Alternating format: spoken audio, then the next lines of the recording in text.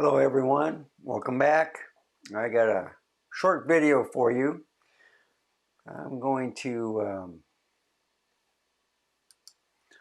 show you right now of some pictures that I've taken.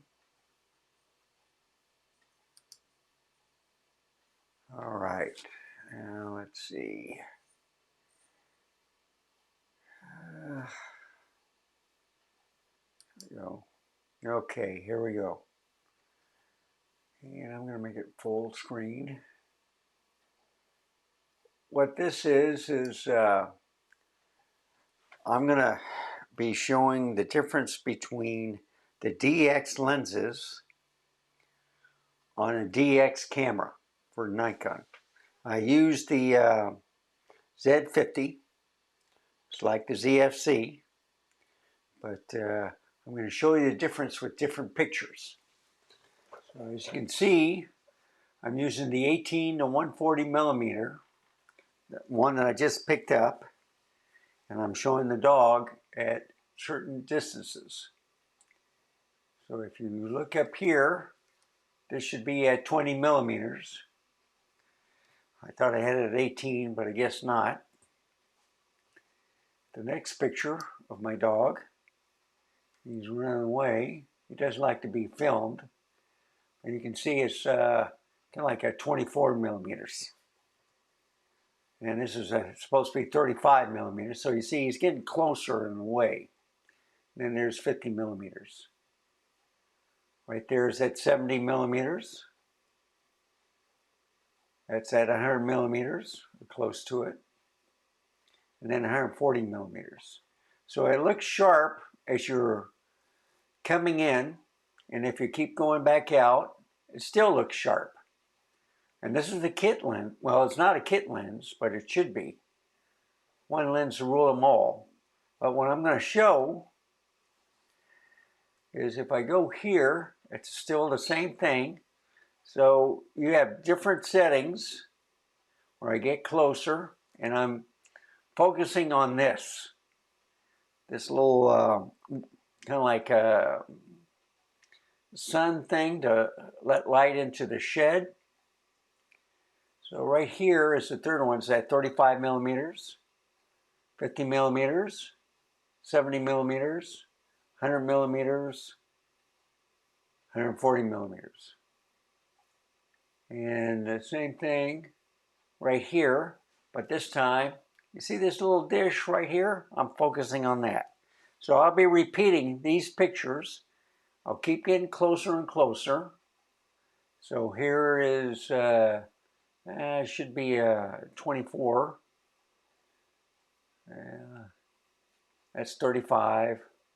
There's 50, 70, 100. There's 140. That's pretty clear. Now I can get more reach on the 24 to 200, but that's a full frame, so I'm just comparing the DX lenses that's out available now. So this is back at 18 millimeters. Well, it says 30. I don't know what's going on. So there's 24. And I'm focusing on here, I believe. Unless I took, yeah, that's what I'm doing. These are raw files. So they're about 26.5 megabytes each, but this is at 50 millimeters. This is at 70. This is about 100. That's 140. But look at it, clear, sharp. I thought I removed that. Maybe I didn't. Okay. And now I'm going to use the kit lens that came with the Z50. It also comes with the ZFC. So this is the 16 to 50 millimeter. And this is my dog Wanda. Got a little bit closer at 30.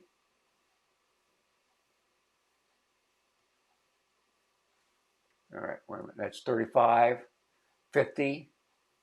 That's max. And then same thing. So this will only go the 16 to 50 at different intervals. So you can see the little shed coming into view. One's taken out, one's taken in, but I think that lets lights in and maybe the heat out. I'm not sure. But at 50 millimeters, that's pretty clear. And of course, I am viewing the satellite dish. So everything is clear. If you want this as a vlogging lens, this is excellent. So this is at 25 or 24 millimeters, 35, 50. So you see, everything is clear. It's not like a 1.8 or a 2.0 or whatever if you want some bokeh. But if you want kind of like landscape pictures, these are excellent lenses. And of course the last one with the tree, 25, 35, 50.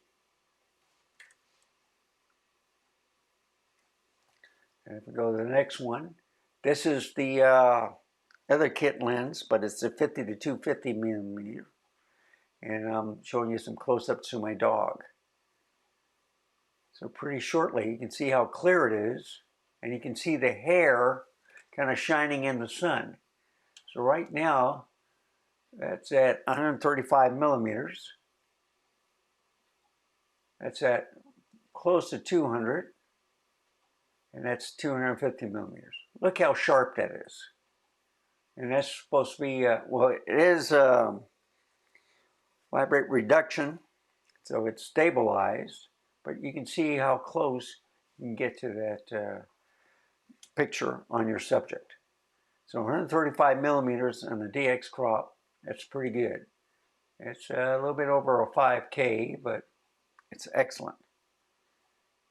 So here's the shed.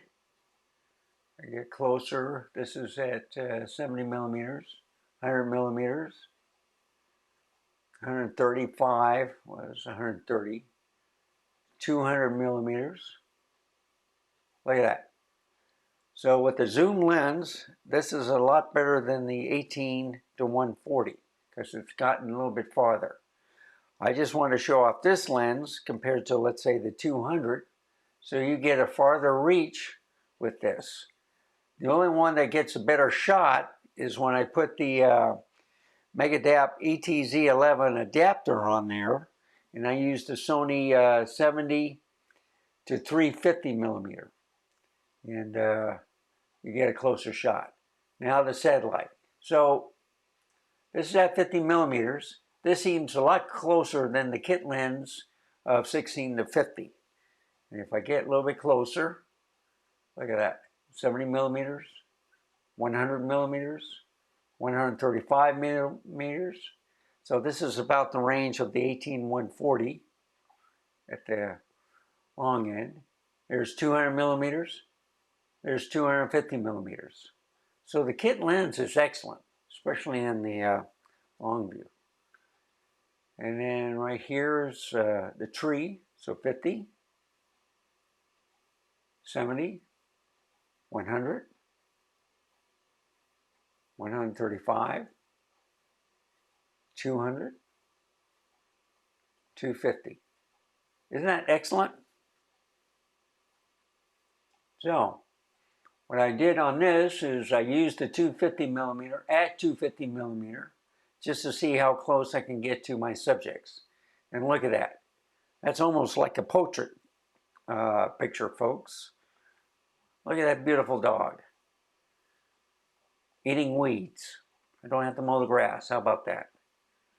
Then here's my other dog, the Yorkie. Got right in front of her. But you can see the hairs with this lens. And this is the kit lens, folks.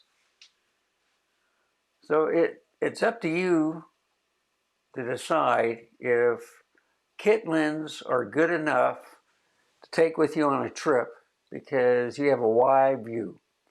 Do you really need to take a lens or a prime lens, or will the kit zoom lens work? They don't weigh much. Some are tall, but They're skinny, they're easy to pack, and as you can see, this is at 50 millimeter, and then this is at 70, 100.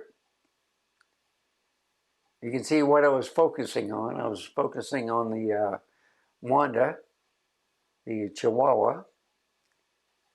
Now I'm focusing on the Yorkie, Buddy. So you can see at 200 millimeters, she's kind of blurring out. Look at that. You can see the hairs on them, individual hairs. And I can get a little bit closer, if I can get that across. So look at that. A little bit closer.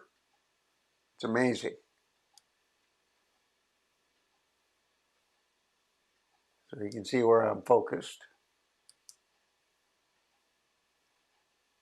And there you go, I'm back there, 56%. So anyway, that's what I'm showing now. I'll go back here. I will go back here. Here. Ta-da! I found my glasses, by the way. Oh. So, if you buy the camera with the kit lens does a pretty darn good job. And this is a DX APS-C camera that I showed the pictures of. Excellent, doesn't weigh much. Of course, I used the small rig cage with the wooden handle on there to give me more stability. So there's no IBIS in that camera, but there are some in the lenses. And as you can see, I didn't have a blurry shot. So further ado,